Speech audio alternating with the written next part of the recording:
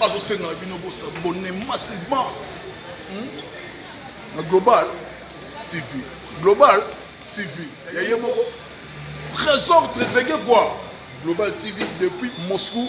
Yo yebiga mboka Kim Jong azala na Kremlin pour na beti c'était Global TV depuis Kremlin tout et tout tozala kuna na Russie avant Cristiano azala kuna na Messi Kim Jong bazala ki wana na Kremlin quoi. Abonnez-vous massivement à site Kitoko Global TV et le ban nango rappelez moi d'ailleurs vous s'abonnez-vous.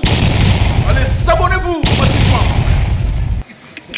Soyez connectés sur Global TV, la télé de Moscou. Abonnez-vous. Voilà, partenaire officiel Global TV.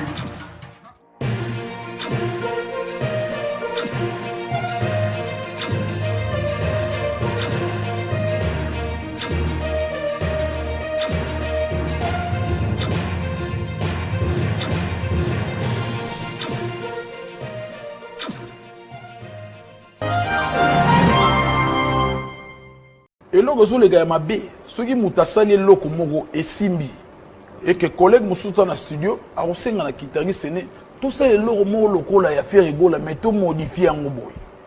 Tu vois?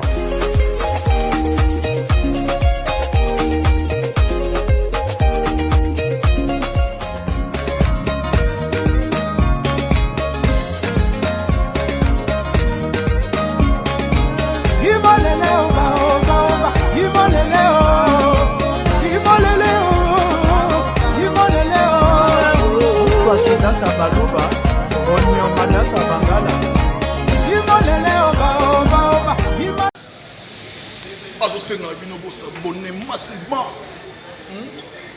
na Global TV. Global TV. Yaye moko trésor trésor quoi. Global TV depuis Moscou.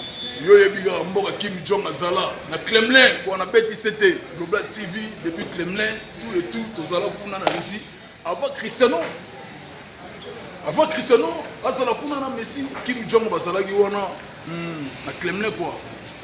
Abonnez-vous massivement à site Kitoko Global TV et le ban nango rappelez moi d'ailleurs vous s'abonnez-vous. Allez s'abonnez-vous massivement.